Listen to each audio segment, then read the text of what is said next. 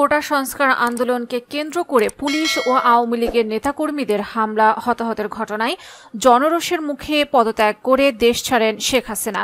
এরপর দলের মন্ত্রী এমপি সহ প্রশাসনের অনেক কর্মকর্তা আত্মগোপনে যেতে শুরু করেন। এদের মধ্যে বেশ কয়েকজন গ্রেফতার হয়ে রিমান্ডে আছেন। তাদের মধ্যে একজন সাবেক আইসিটি প্রতিমন্ত্রী জুনায়েদ আহমেদ পলক গত 5 আগস্ট শেখ হাসিনা সরকারের পতনের পরদিন ভারতের রাজধানী দিল্লি যাওয়ার উদ্দেশ্যে শাহজালাল আন্তর্জাতিক বিমানবন্দরে গেলে বিমান বাহিনীর সদস্যরা জুনায়েদ আহমেদ পলককে আটক করেন। পরে বিকেলে তাকে সেনাবাহিনীর হেফাজতে নেওয়া হয়। পরে সেখান থেকে বের হওয়ার পর আত্মগোপনে যান পলক। এরপর বুধবার রাতে রাজধানীর নিকুঞ্জ আবাসিক এলাকা থেকে তাকে গ্রেফতার করে পুলিশ। জানা যায় 2008 সালে নাটোরের সিংড়া উপজেলা থেকে জুনায়েদ আহমেদ পলক প্রথমবার আওয়ামী লীগের সংসদ সদস্য নির্বাচিত হন।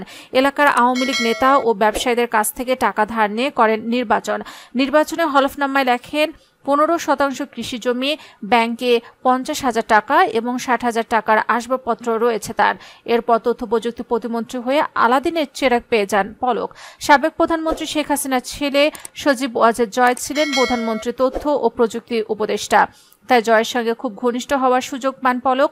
সেই সুযোগ কাজে লাগিয়ে হয়ে ওঠেন স্বেচ্ছাচারী। ঢাকা মহানগর গোয়েন্দা পুলিশের একটি সূত্র জানিয়েছে, ছাত্র জনতার আন্দোলনে আওয়ামী লীগ সরকারের পতনের পর 5 জন ভিআইপি আসামিকে রিমান্ডে নিয়ে জিজ্ঞাসাবাদ করা হচ্ছে। রাজধানীর নিউ মার্কেট ও পল্টন থানার পৃথক 2টি হত্যা মামলায় তাদের গ্রেফতারের পর রিমান্ডে নেওয়া হয়।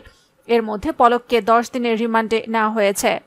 পুলিশ জানায় মামলাগুলো এখনও থানা পুলিশের কাছে তদন্তাধীন। তবে ভিআইপি আসামি হিসেবে তাদের মিন্টো রোডের গোয়েন্দা কার্যালয়ে রাখা হয়েছে। সেখানে তদন্ত কর্মকর্তা সহ ডিএমপির ঊর্ধ্বতন কর্মকর্তারা তাদের জিজ্ঞাসাবাদ করছেন। তদন্ত সংশ্লিষ্ট একটি সূত্র জানায়, গ্রেফতারের পর থেকে বেশিরভাগ সময় কান্নাকাটি করেছেন জুনায়েদ আহমেদ পলক। ইন্টারনেট শাটডাউনের বিষয়ে তিনি তার দায় অস্বীকার করেছেন।